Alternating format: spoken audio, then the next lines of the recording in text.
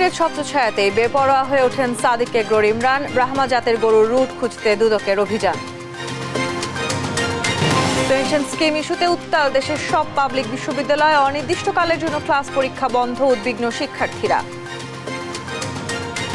দেশকে পরনির্ভরশীল করার অভিযোগ ফখরুলের, বিএনপি সমঝোতা আর চুক্তির ফারাক বোঝে না মন্তব্য কাদেরের।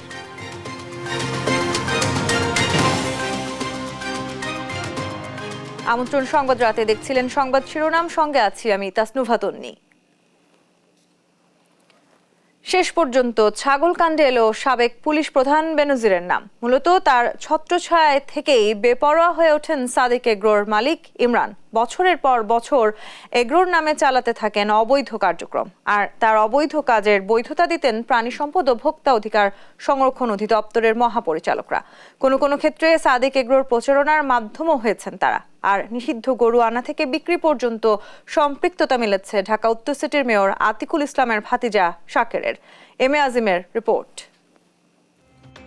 নানা কারণে দেশের অনেক খামারির অবস্থাই এখন হিমশিম। সেখানে যেন আঙুল ফুলে কলা গাছ হচ্ছে সাদিক এগ্রো।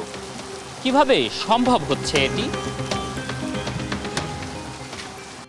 এলিট ফোর্স র্যাবের প্রধান থাকা অবস্থায় বেনজির আহমেদের আসা যাওয়া শুরু হয় সাদেক এগ্রোতে।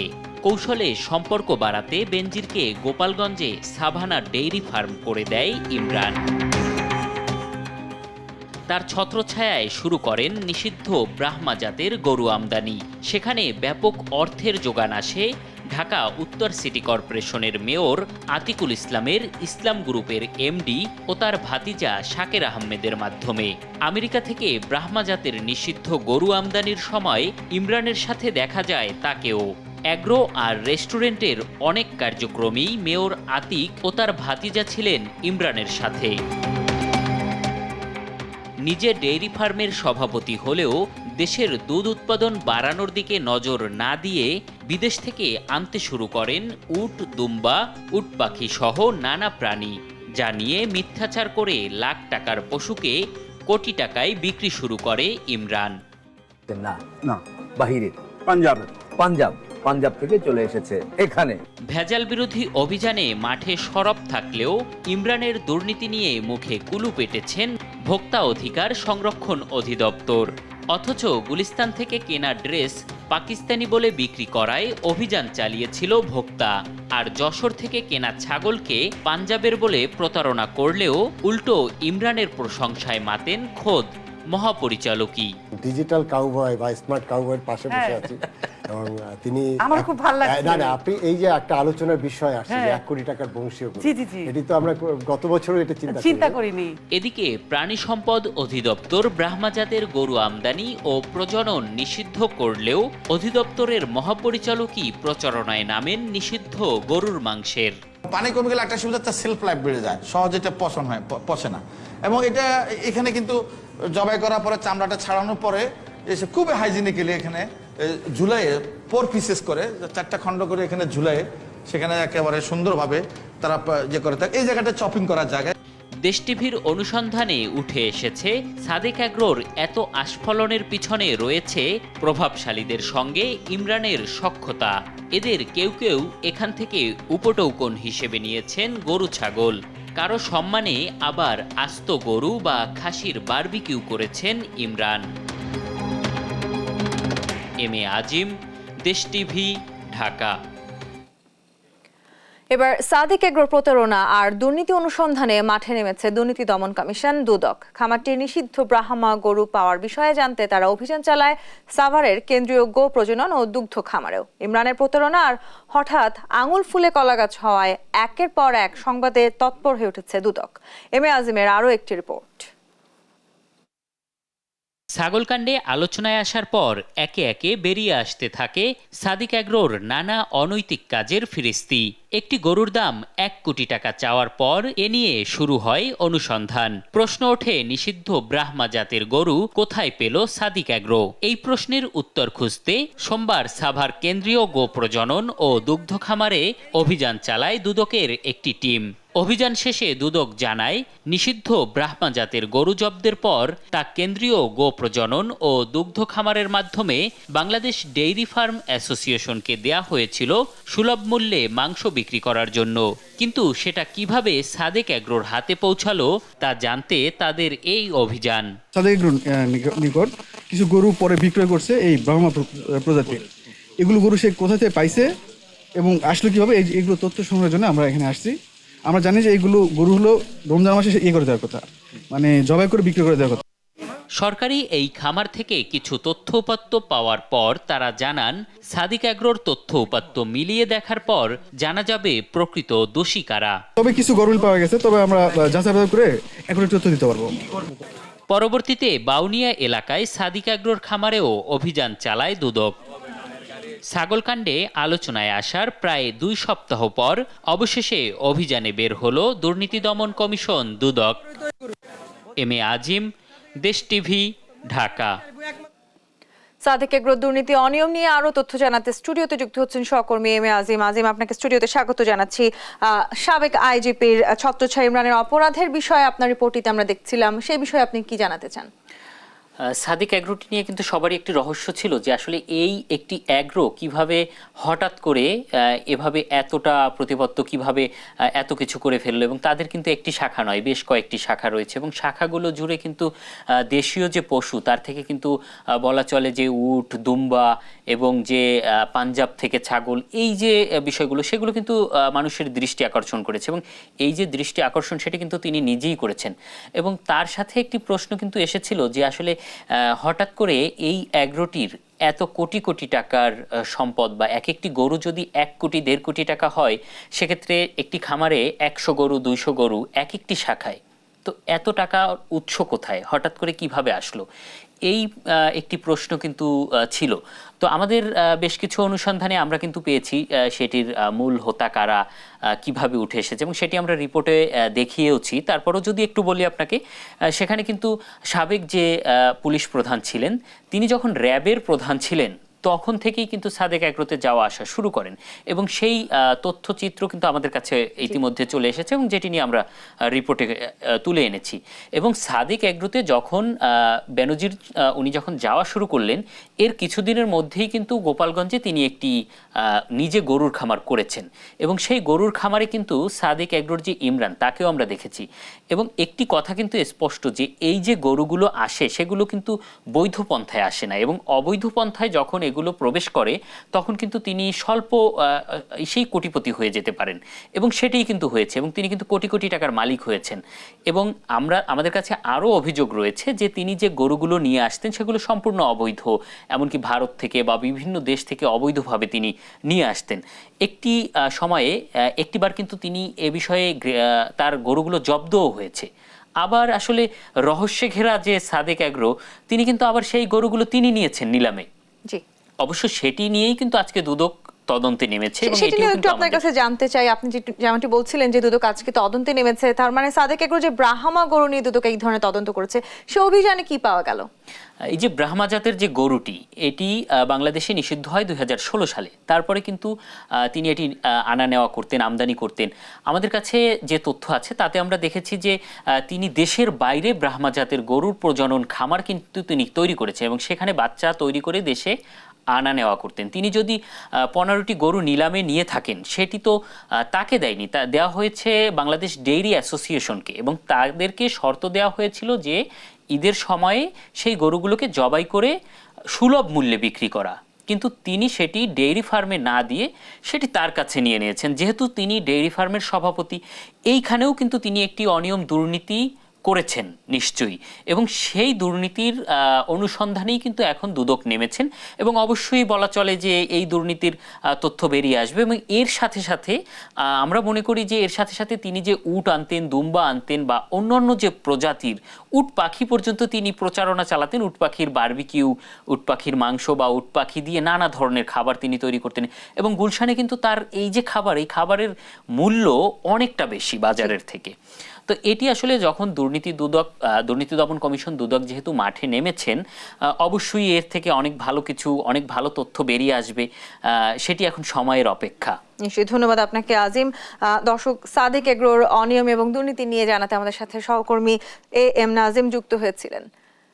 সরকারি কর্মকর্তারা দুর্নীতি করলে কোনো ছাড় নয় বলে পরিষ্কার জানিয়ে দিলেন মন্ত্রিপরিষদ সচিব। জানান, সরকারের পুরো মেকানিজম মিলে দুর্নীতির বিরুদ্ধে ব্যবস্থা নেওয়া হচ্ছে। এদিন পদ্মা সেতু রক্ষণাবেক্ষণের শতভাগ সরকারি মালিকানাধীন আলাদা কোম্পানি গঠনের প্রস্তাব অনুমোদন দিয়েছে মন্ত্রিসভা। জয় যাদবের রিপোর্ট। রাজধানীর তেজগাঁওয়ে সোমবার সকালে প্রধানমন্ত্রীর কার্যালয়ে প্রধানমন্ত্রী শেখ হাসিনার সভাপতিত্বে বসে মন্ত্রিসভার নিয়মিত বৈঠক। আলোচনা হয় 3টি এজেন্ডা নিয়ে। এতে 14 জন বোর্ড ডিরেক্টরের সমন্বয়ে পদ্মা সেতু রক্ষণাবেক্ষণে শতভাগ সরকারি মালিকানাধীন আলাদা কোম্পানি গঠনের প্রস্তাব অনুমোদন দেয় মন্ত্রিসভা। বিকালে সচিবালয়ে বৈঠকের বিস্তারিত তুলে ধরে সংবাদ সম্মেলন করেন মন্ত্রিপরিষদ সচিব। তিনি বলেন, পদ্মা সেতু রক্ষণাবেক্ষণে এই কোম্পানির প্রাথমিক মূলধন হবে 1000 কোটি টাকা। 1000 কোটি টাকা সম্বলিত সরকারি মালিকানাধীন রাষ্ট্র মালিকানাধীন একটি কোম্পানি হবে।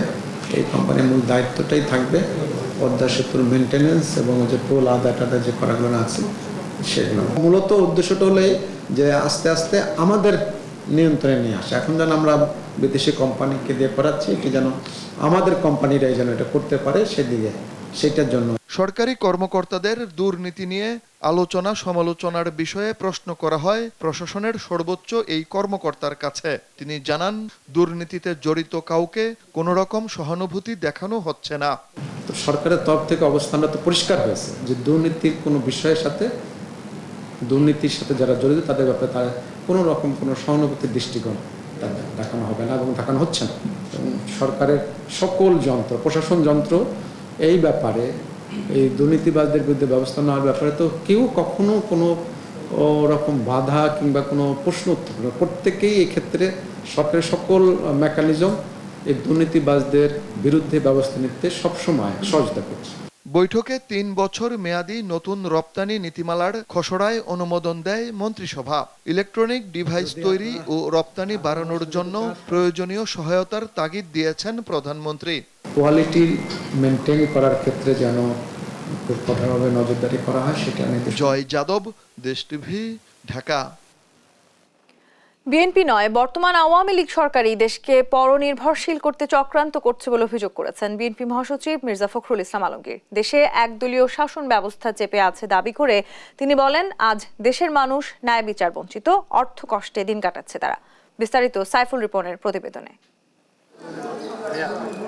জাতীয়তাবাদী আইনজীবী ফোরামের সভাপতির নতুন দায়িত্ব পাওয়া অ্যাডভোকেট জয়নুল আবেদিন ফারুক সহ আইনজীবী নেতাদের সাথে নিয়ে বিএনপি প্রতিষ্ঠাতা জিয়াউর রহমানের কবরে শ্রদ্ধা জানান দলের মহাসচিব মির্জা ফখরুল ইসলাম আলমগীর। এ সময় দোয়া ও মোনাজাতে অংশ নেন তারা।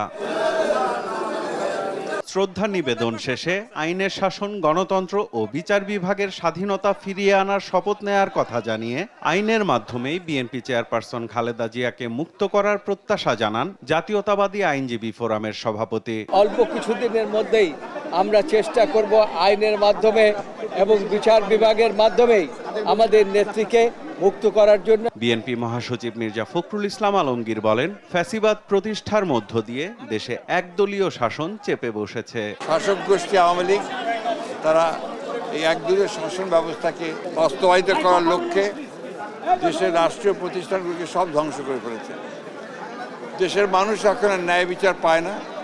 দেশের মানুষ এখন অর্থনৈতিক দিক দিয়ে অত্যন্ত কষ্টের মধ্যে আছে এবং এখানে সত্যিকার অর্থে আইনের কোনো শাসন নেই, সুশাসন নেই। সাংবাদিকদের প্রশ্নের জবাবে ভারতের সাথে করা সমঝোতা চুক্তি নিয়ে বিএনপি ষড়যন্ত্র করছে আওয়ামী লীগের এমন অভিযোগের সমালোচনা করেন বিএনপি মহাসচিব। সমঝোতাগুলো হয়েছে, এই সমঝোতাগুলোর অর্থই হচ্ছে যে অতি অল্প সময়ের মধ্যে বাংলাদেশকে তারা নির্ভরশীল করে ফেলবে ভারতের কাছে। এগুলো আকাশ, স্থল, নৌপথে সবখানে তারা আজকে তাদেরকে সেই পার্টনারশিপ দিয়ে দিয়েছে।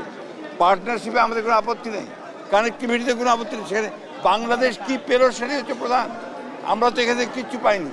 আমাদের যে পানির হিস্সা, সেই হিস্সাটাতে আমরা পাইনি। তিস্তা নদীর পানি আমরা পাইনি। আমরা অন্যান্য অভিন্ন যে নদী আছে তার কোনো হিস্সা আমরা পাচ্ছি না। এই একটা সীমান্তে হত্যা বন্ধ হচ্ছে না। অবৈধ সরকার তারাই আজকে চক্রান্ত করছে যে বাংলাদেশকে পরনির্ভরশীল করে ফেলা। এদিকে বিএনপি চেয়ারপারসন খালেদা জিয়ার মুক্তির দাবিতে কেন্দ্রীয় কর্মসূচির অংশ হিসেবে বৃষ্টি উপেক্ষা করে সারা দেশের মহানগর ও জেলায় সমাবেশ করেছে বিএনপি। দাস খত দিয়ে যারা ক্ষমতায় থাকতে চায় তারা আজকে দেশের গণতন্ত্রকামী মানুষের বিরুদ্ধে লড়াইয়ে নেমেছে। দেশনেত্রী বেগম খালেদা জিয়াকে আটক রেখেছে, মানুষের উপর অত্যাচার চালাচ্ছে। সাইফুল রিপন, দেশ টিভি, ঢাকা। তিস্তা পানি বন্টন চুক্তি আটকে আছে পশ্চিমবঙ্গের মুখ্যমন্ত্রী মমতা বন্দ্যোপাধ্যায়ের কারণে বললেন আওয়ামী লীগ সাধারণ সম্পাদক ওবায়দুল কাদের। বলেন বিএনপির নেতারা কূটনীতির ভাষা বোঝেন না। নিজেদের মধ্যে সন্দেহ অবিশ্বাস নিয়ে বিএনপি কিভাবে আন্দোলন করবে এমন প্রশ্নও করেন তিনি। ঢাকা মহানগর উত্তর আওয়ামী লীগের আলোচনা সভায় এইসব কথা বলেন সাধারণ সম্পাদক তৌফিক মাহমুদ মুন্নার রিপোর্ট। ইলিশ গুড়ি বৃষ্টি উপেক্ষা করে প্লাটিনাম জয়ন্তীর আলোচনা সভাকে জনসভায় পরিণত করেন ঢাকা মহানগর উত্তর আওয়ামী লীগের নেতাকর্মীরা। বৃষ্টির মধ্যেই নেতাকর্মীরা ব্যানার ফেস্টুন নিয়ে খন্ড খন্ড মিছিল নিয়ে জড়ো হন তারা। স্লোগানে মুখর হয়ে ওঠে পুরো তেজগাঁও এলাকা। সবাই বক্তব্য রাখেন মহানগর কেন্দ্রীয় নেতারা। আওয়ামী লীগের দীর্ঘ সংগ্রামের ইতিহাস উল্লেখ করে তারা বলেন দেশের স্বার্থে কোনো ছাড় দেন না বঙ্গবন্ধু কন্যা। কাজে আজকের বাংলাদেশ শেখ হাসিনার নেতৃত্বের বাংলাদেশ, এই বাংলাদেশের স্বাধীনতা সার্বভৌমত্ব কারো কাছে বঙ্গবন্ধুর রক্তের উত্তরাধিকার শেখ হাসিনা বিকিয়ে দেবে না। এ বিশ্বাস বাংলার 17 কোটি মানুষের এ আস্থা রয়েছে। বিএনপি নেতাদের বক্তব্যে সমালোচনা করেন আওয়ামী লীগ সাধারণ সম্পাদক। বলেন বিএনপি নেতাদের চোখে ঘুম নেই, তারা একে অন্যকে বলে সরকারের এজেন্ট। বিএনপি নেতাদের চোখে ঘুম না, ঘুম হারাম হয়ে গেছে। মির্জা ফখরুলের মনে অশান্তির আগুন,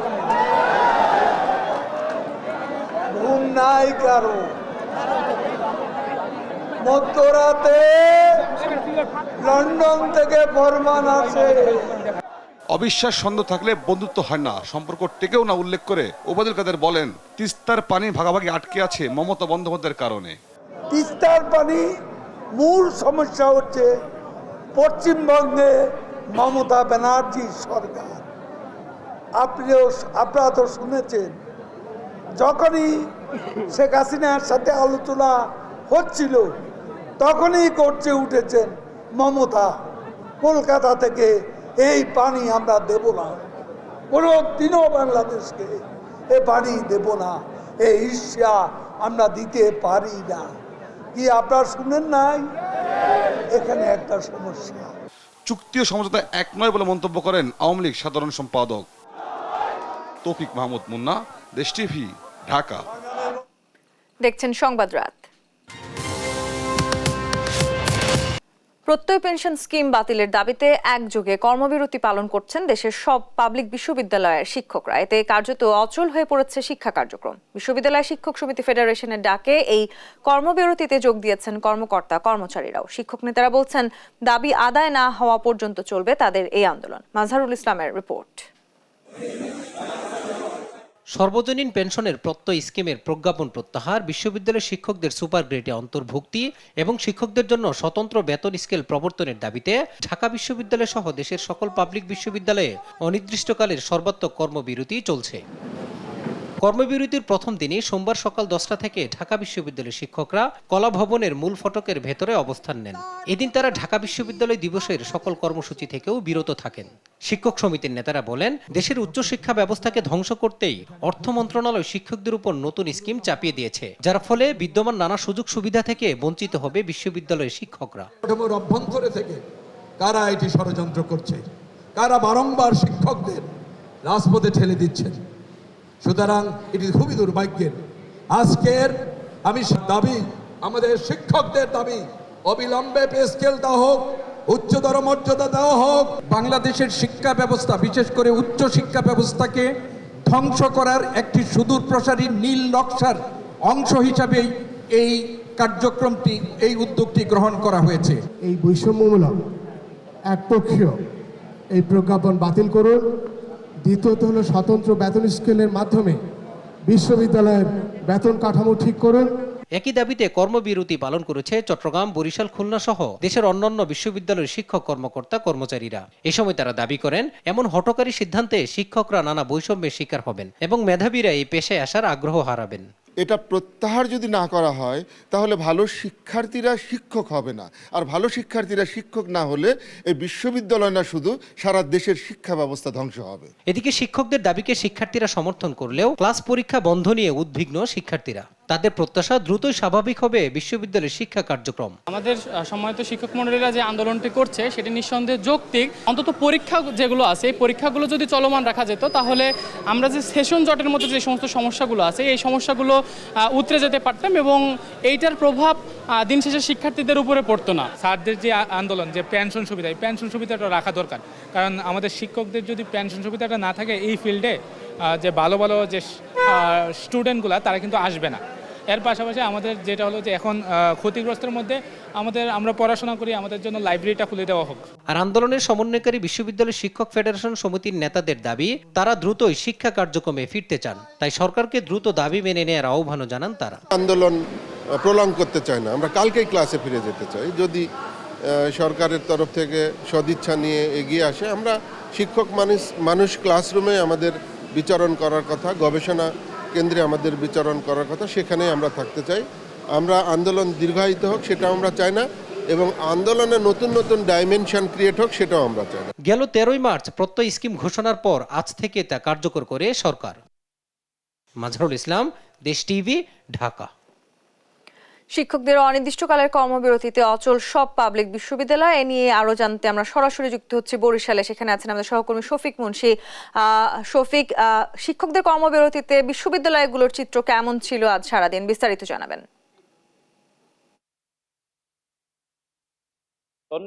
বাংলাদেশে কিন্তু মানে আজ যে ঘটনাটি আসলে ঘটেছে সেটা কিন্তু আসলে খুব একটা সচরাচর ঘটে এমন না। আজ কিন্তু সারা বাংলাদেশের সকল পাবলিক বিশ্ববিদ্যালয়গুলোই কার্যত অচল ছিল এবং এই যে ধারা, অচলাবস্থার ধারা, এটা আগামী দিনেও থাকবে বলেই আমরা জেনেছি। বিশ্ববিদ্যালয়ের যত ধরনের পেশাজীবী আছে, শিক্ষক, কর্মকর্তা, কর্মচারী থেকে শুরু করে সকলেই কিন্তু আজ তারা পূর্ণাঙ্গ কর্মবিরতি পালন করেছে এবং আমরা কিন্তু আজ সকাল থেকে বরিশাল বিশ্ববিদ্যালয়ে ছিলাম, সেখানে দেখেছি সেখানকার পেশাজীবীরা তারা ক্ষুব্ধ একটা প্রতিক্রিয়া ব্যক্ত করেছে যে সম্প্রতি তাদের উপরে বেশ তাদের দাবি যে তাদের উপর চাপিয়ে দেওয়া হয়েছে সার্বজনীন পেনশনের প্রত্যয় স্কিম, যেটা আজ মানে এই 1 জুলাই থেকে কার্যকর হতে যাচ্ছে। তো এই ব্যাপারটি নিয়ে কিন্তু তারা উদ্বেগ উৎকণ্ঠা ছিল অনেকটা দিন। তারা কিন্তু বিচ্ছিন্নভাবে কিছু আন্দোলন করেছে, কিন্তু আজ সারা দিন ঢাকা সহ সারা দেশের যত পাবলিক বিশ্ববিদ্যালয় আছে এবং জাতীয় বিশ্ববিদ্যালয়ের অধীনে যে কলেজগুলো আছে সেখানকার সকল পেশাজীবীরা কিন্তু একযোগে ক্লাস পরীক্ষা নেওয়া থেকে বিরত থেকেছে। এবং এর প্রেক্ষিতে যে বিষয়টা হয়েছে যে শিক্ষার্থী যারা আছে তারা কিন্তু তাদের শিক্ষা জীবন বেশি দীর্ঘায়িত হবে এমন একটি উৎকণ্ঠায় শঙ্কায় পড়েছে। তারা সেশন জট হতে পারে এমন একটা সম্ভাবনার কথাই কিন্তু আমাদেরকে সকাল থেকে জানিয়েছে। তো এরকম যে একটা পরিস্থিতি, এই পরিস্থিতি যেন খুব দ্রুত আসলে সমাধান হয় এমন কিন্তু দাবি ছিল বিশ্ববিদ্যালয়ের শিক্ষক সহ পেশাজীবী সকলেরই। তারা যেটা বলেছেন যে সরকারি চাকরিতে যারা ঢোকে তাদের আসলে পেনশন এতদিন যেমন ছিল ঠিক সেভাবেই আসলে তারা চান, কিন্তু সরকারি চাকরিজীবীদের একটি পক্ষ কিন্তু বিগত দিনের মতো পেনশন পাবেন এবং একটি পক্ষ, বিশেষ করে এই স্বায়ত্তশাসিত প্রতিষ্ঠানের যারা কর্মীবৃন্দ, তারা আসলে সার্বজনীন পেনশনের আওতায় আসবেন এমনটা আসলে যেন না হয়। এবং তারা কিন্তু আমাদেরকে বিভিন্নভাবে আসলে তথ্য দিয়েছেন যে সার্বজনীন যে পেনশন ব্যবস্থা আছে তার প্রত্যয় স্কিমের আওতায় তারা কিভাবে আসলে ক্ষতিগ্রস্ত হবেন। তারা আমাদেরকে হিসেব এমনটাও দিয়েছেন যে প্রচলিত যে পেনশন ব্যবস্থা ছিল সেখানে যে পরিমাণ টাকা আসলে তারা চাকরি জীবন শেষে পেত তার প্রায় অর্ধেক টাকা আসলে পাবে বর্তমান যে পেনশন ব্যবস্থা চালু হতে যাচ্ছে সেই জায়গায় আসলে তারা গিয়েছে যে প্রচন্ড আসলে বিক্ষুব্ধ একটা প্রতিবাদী ভাষা আজ তারা আন্দোলনে প্রকাশ করেছে। তারা একই সাথে আসলে আমাদেরকে যেটা জানিয়েছেন যে যদি খুব দ্রুতই আসলে সরকারের পক্ষ থেকে তাদের সাথে বসার এবং এই সমস্যার নিরসনের কোনো চেষ্টা না করা হয়, তবে কিন্তু অনির্দিষ্টকালের জন্য এভাবেই ক্লাস পরীক্ষা তারা বর্জন করবে। তো এই ছিল আমার কাছে বরিশাল থেকে চলমান যে শিক্ষকদের আন্দোলন সে ব্যাপারে সর্বশেষ তথ্য। তন্নি। জি দর্শক, এবার আমরা খুলনায় যেতে চাই। সেখানে আছেন আমাদের সহকর্মী নূর ইসলাম রকি। রকি, আজ সারাদিন খুলনায় শিক্ষকদের কর্মবিরতির কি চিত্র দেখেছেন আপনি?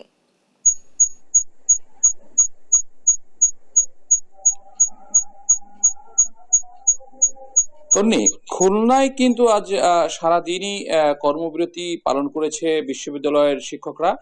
খুলনা কৃষি বিশ্ববিদ্যালয়, খুলনা বিশ্ববিদ্যালয় এবং খুলনা প্রকৌশল ও প্রযুক্তি বিশ্ববিদ্যালয়, এই তিনটি বিশ্ববিদ্যালয়ের শিক্ষকরা কিন্তু বাংলাদেশ বিশ্ববিদ্যালয়ের শিক্ষক সমিতি ফেডারেশনের আহ্বানে তারা কিন্তু একাত্মতা ঘোষণা করেছে এবং তারা 12টা থেকে 1টা পর্যন্ত কর্মবিরতি পালন করেছে। এবং এই সময় কিন্তু এই তিনটি বিশ্ববিদ্যালয়ের সকল শিক্ষা কার্যক্রম কিন্তু আসলে বন্ধ ছিল।